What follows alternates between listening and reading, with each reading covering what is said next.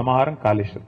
అట్లాంటి ప్రాజెక్టు కాళేశ్వరం ప్రపంచంలోనే అతి పెద్ద లిఫ్ట్ ఇరిగేషన్ ప్రాజెక్ట్ ఎక్కడ, ప్రపంచంలో, భారతదేశంలో కాదు, ఎక్కడ ఉంది అంటే మన తెలంగాణలో ఉంది. దాని పేరు కాళేశ్వరం.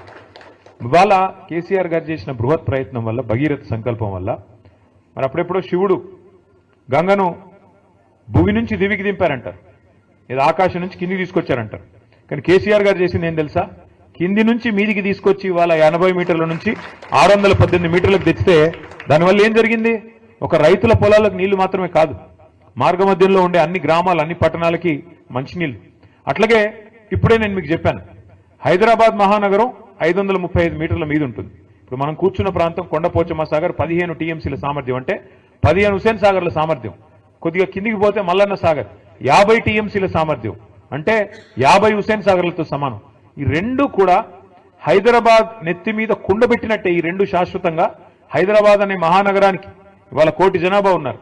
రేపు 3 కోట్లైనా ఇబ్బంది లేకుండా రాబోయే 50 సంవత్సరాలు హైదరాబాద్ మహానగరం యొక్క తాగునీటి గురించి కూడా ఆలోచించిన ఒక దార్శనికుడు, విజనరీ లీడరు మన నాయకుడు కేసీఆర్ గారు.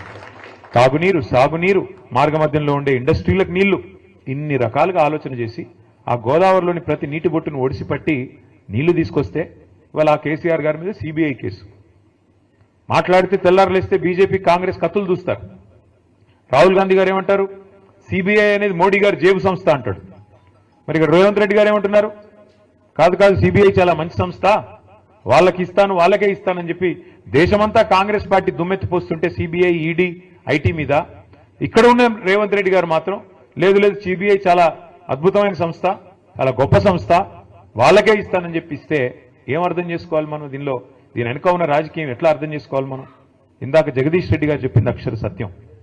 ఇవాళ తెలంగాణ పచ్చబడుతుంటే కొంతమంది కళ్ళు ఎర్రబడుతున్నాయి, నచ్చట్లేదు వాళ్ళకి, వాళ్ళ కడుపులో ఎక్కడో దేవినట్టు అవుతున్నది. ఎందుకంటే తెలంగాణ బాగుపడుతుంటే, కేసీఆర్ గారి నాయకత్వాన్ని ప్రజలు ఆమోదిస్తుంటే, ప్రజలు అనుక్షణం గుర్తు చేసుకుంటుంటే వాళ్ళకి నచ్చట్లేదు.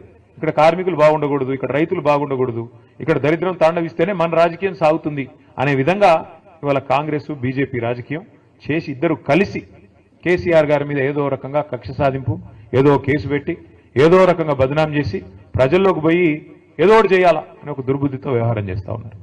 21 నెలల్లో